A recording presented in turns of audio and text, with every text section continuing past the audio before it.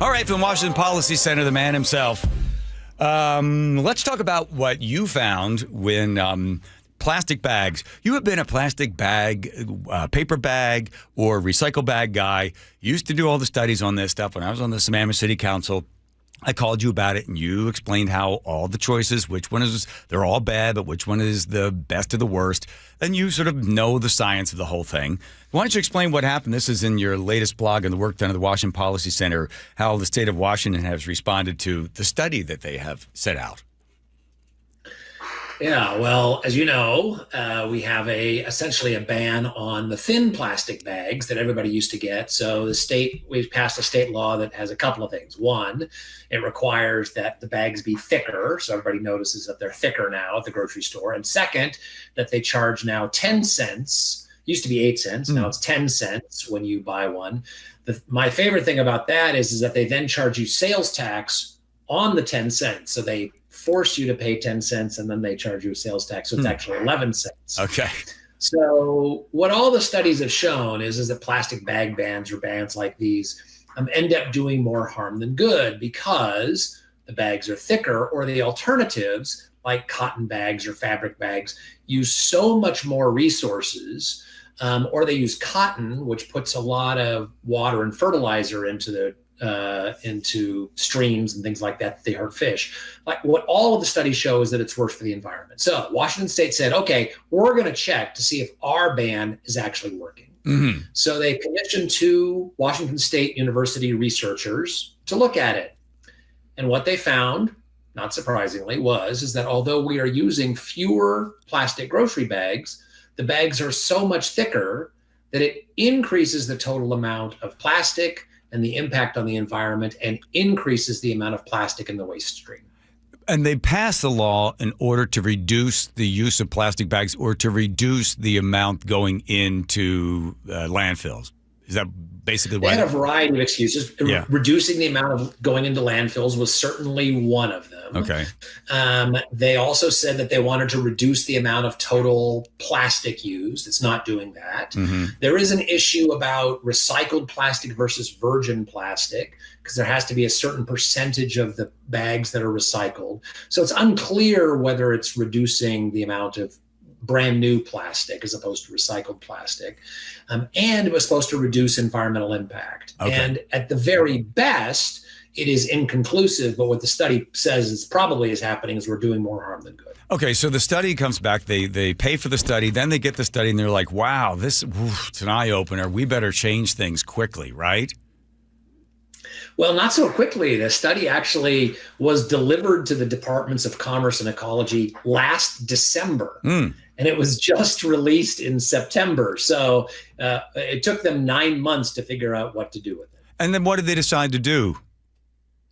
So I don't read all of these government reports, but I have never seen this. I will say that I've never seen this before, where they put essentially a rebuttal to their own study in front of it. So there's a 4-page, what they call cover note, that is in front of it saying, here's all the reasons we don't like the conclusions. And they had a number of different excuses, which I think are sort of weak. I mean, they're not very, basically they say is, well, it's hard to know and it's confusing and subjective, and to their own study. And you compared it to this British television show that you like called Yes, Minister, right? The government suppressing and discrediting studies. Here it is. The only people we can possibly offend would be a few cranky environmentalists. Suppose he produces one of those cautious wait-and-see reports. Well, in that case, we don't publish it. You mean we suppress it? Certainly not. We just don't publish it. What's the difference? All the difference in the world. Suppression is the instrument of totalitarian dictatorships. We simply take a democratic decision not to publish it.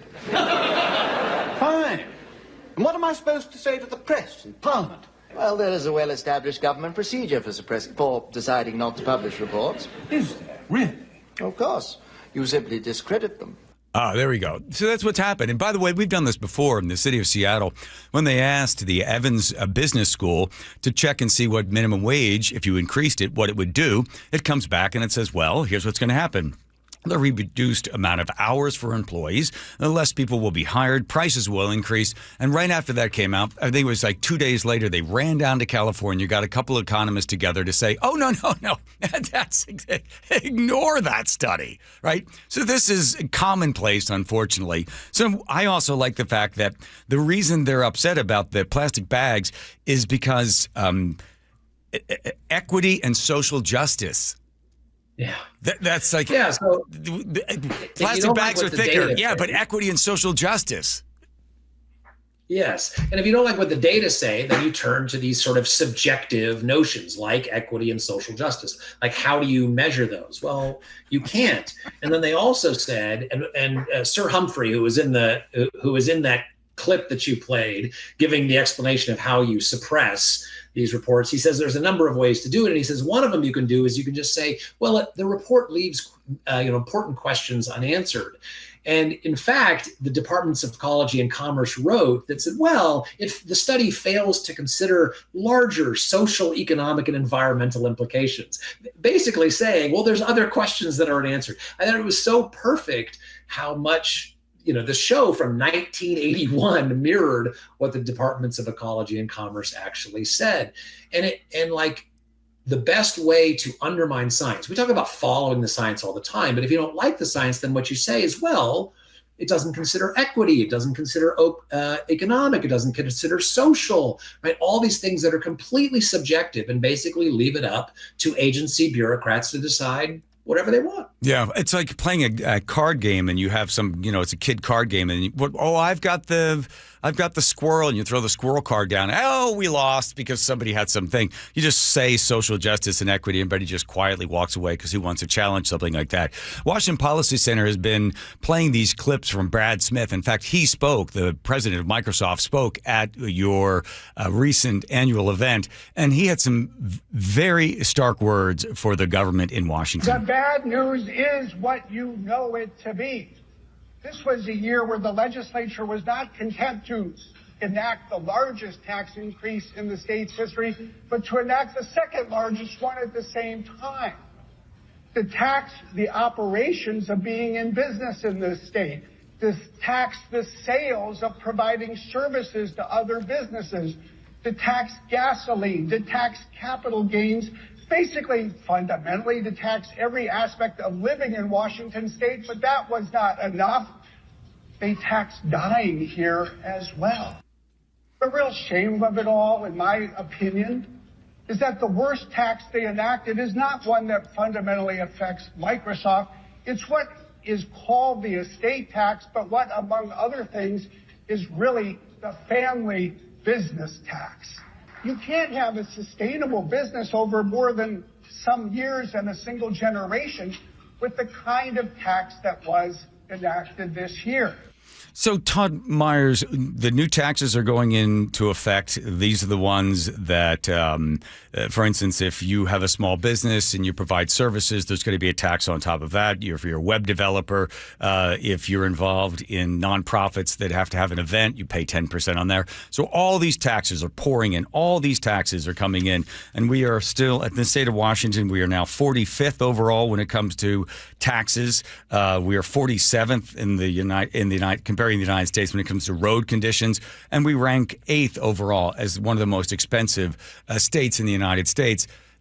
This is the beginning, right? This is the Titanic leaving and heading to Nova Scotia. This is really a giant iceberg just waiting to sink Washington state economy. I know that Paul Guppy was talking about, are we going to be heading into a recession?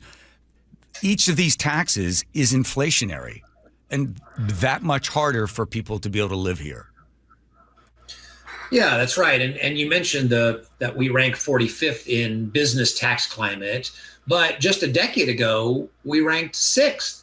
So, I mean, we have fallen huge. I mean, like Washington State's position as a business leader, as a place where you can do innovation, has declined dramatically in just a decade. And I think that's really a problem. And the companies that we are so proud of, like Amazon, like Microsoft, were built in a time when we were inviting businesses to come here and bring innovation and create an economy. And now we're doing the opposite.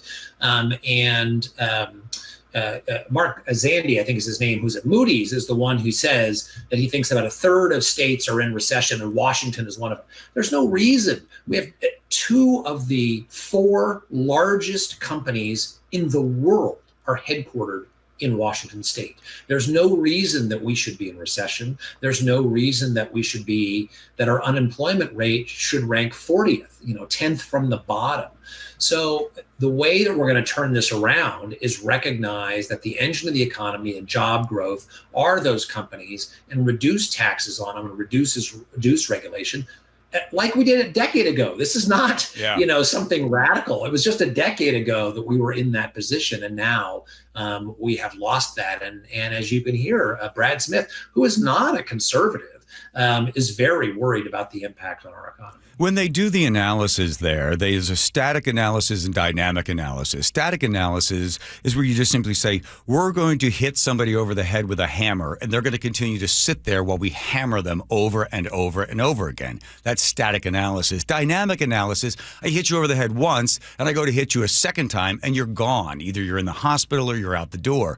They do this analysis in this static. They don't quite get the fact that if you tax somebody, if you tax anything, you get less of it. So these businesses, if they can leave, they will leave, and they'll move somewhere else. And then all of a sudden, the folks in Olympia that seem to have an unquenchable thirst for people's tax dollars will go, well, those taxes didn't show up. Where did they go? We need to get it somewhere else. So they just continue to spread it further and further out to try to get more and more money, because they don't want to cut spending. They just want to keep getting more people's money.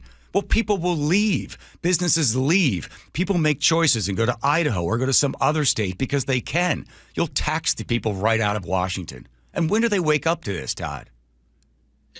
Well, I think there's 2 things to add to that. One is that, people say, look, if we need to help people if we need to create roads, we need to help people with healthcare and things like that, I'm willing to pay the taxes. But that's not where the money went. The money went to increase the size of bureaucracy and to increase salaries for state employees who already make a nice living. That's where the money went. And what they ended up doing is actually cutting, even though we had the largest tax increase in state history, more than double the previous size, we actually ended up cutting things like funding to fight forest fires and reduce the risk of forest fires. We cut funding to hospitals for Medicaid.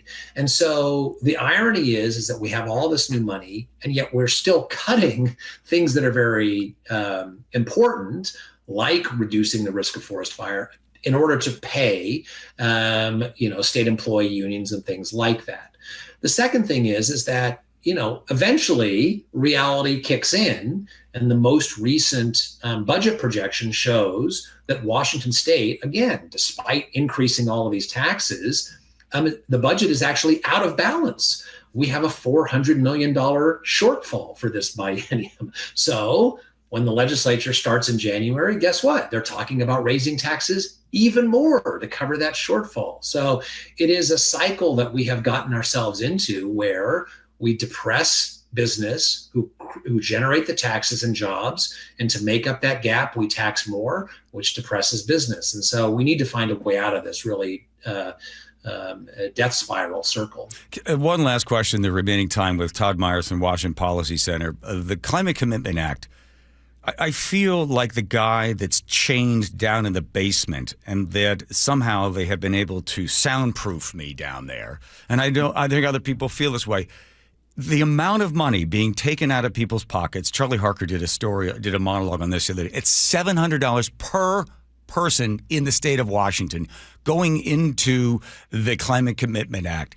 The amount, it is infinitesimal, the difference that we will make when something like China and India, filled with CO2 emissions from coal burning, the entire United States would need to go to net zero, meaning have no emissions at all in order to even affect the amount of CO2 coming from China and India. And that would only cap it, what, about 48%. If we all curled up in a ball, never turned any lights on, and did absolutely nothing, we would only knock about 48% of the CO2 out that's already coming in from China.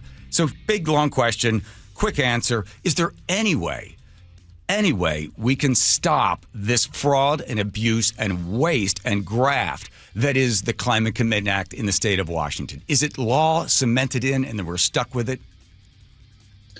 Well, unfortunately, I think that we are stuck with it now because the voters voted. Now, I will say that there is an argument for doing your part to help the environment, even if others aren't. But if you're going to do something, you need to make sure it has an impact. And if the small thing you do is causing you lots of pain and is hurting people who can't afford it, then I think, you need to look at whether that makes any sense. If somebody were to write a book of just some simple things that you can do if you want to reduce, what would the name of that book be? I mean, can you think of a book, like a title? Theoretically, it would be called Time to Think Small, about things you could do to help the planet without having to rely on politics. If there's anything, that should make us realize that relying on government is not the way to help the planet, look at the current government shutdown. Yeah. Look at the way we spend Climate Commitment Act money. There's got to be other ways to do it. So doing it personally, there are ways to do it personally. It's a better way. It's more sustainable. It's better for the environment, and it doesn't rely on politicians.